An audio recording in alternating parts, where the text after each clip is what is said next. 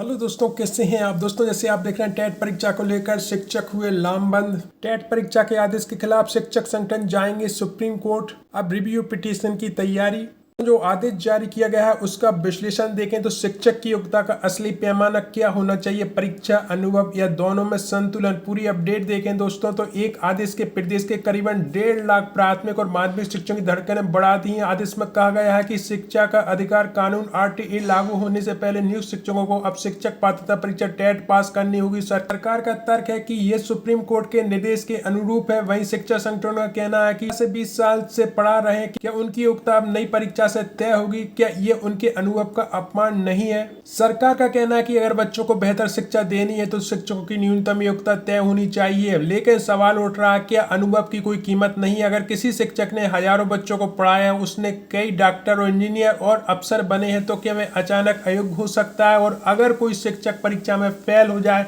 क्या उसकी पूरी सेवा पर सवाल खड़ा हो जाएगा? समाज में उसका मजाक नहीं बनेगा। ये देखेगा कि उसकी पढ़ाई कितने विद्यार्थी काबिल बने हैं, बल्कि कुछ ना कर पाने वाले उपहास उड़ाएंगे। उत्तर प्रदेश में भी इस तरह का आदेश जारी हुआ था। वहां भी ये सवाल उठे थे। शिक्षकों का कहना था कि नियुक्ति के समय जो नियम थे उसी के आधार पर नौकरी मिली थी। बाद में नई शर्त जोड़ने से शिक्षकों के साथ न्याय नहीं हो रहा है। कुछ शिक्षकों ने, नेताओं ने इसे सम्मान का मुद्दा बताया, लेकिन दूसरी तरफ सरकार और कुछ शिक्षक विशेषज्ञों ने तर्क था कि अगर डॉक्टर और इंजीनियर के लिए योग्यता की कसौटी तय होती है तो शिक्षक बनने के लिए क्यों नहीं। यूपी में यह बहस सिर्फ शिक्षा तक सीमित नहीं रही, कई जगह तो राजनीतिक मुद्दा भी बन गया। शिक्षक नेताओं ने चंदा वसूल कर मार्च और प्रदर्शन तक किए। मंत्री विधायकों को दरबार में हाजिरी तक लगा दी। अब मध्य प्रदेश में भी वही हालात बनने जा रहे हैं। राज्य में कई शिक्षक मानते हैं कि परीक्षा की तैयारी करना उनके लिए मुश्किल नहीं है। उनका कहना, ऐसा करना उनके अनुभव का अपमान है। इस विभाग के अधिकारी कहते हैं कि यह किसी की योग्यता पर सवाल नहीं है, बल्कि एक कानूनी प्रक्रिया है। 2 साल का समय दिया जाएगा ताकि कोई शिक्षक दबाव में न आए।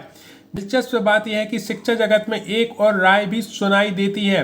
कई ऐसे शिक्षक हैं जिन्हें पहले ही टेट पास कर रखा है। वे इस मुद्दे पर खुलकर कुछ नहीं कहते, लेकिन निजी बातचीत में मानते हैं कि एक सामान्य पात्रता परीक्षा से शिक्षा व्यवस्था में पारदर्शिता आती है। शिक्षकों की चिंता सिर्फ परीक्षा नहीं है, उनकी चिंता ये भी है कि अगर कोई शिक्षक परीक्षा में सफल नहीं होता है तो क्या होगा? क्या उसकी नौकरी चली जाएगी? क्या उसे अनुभव के कोई महत्व मिलेगा?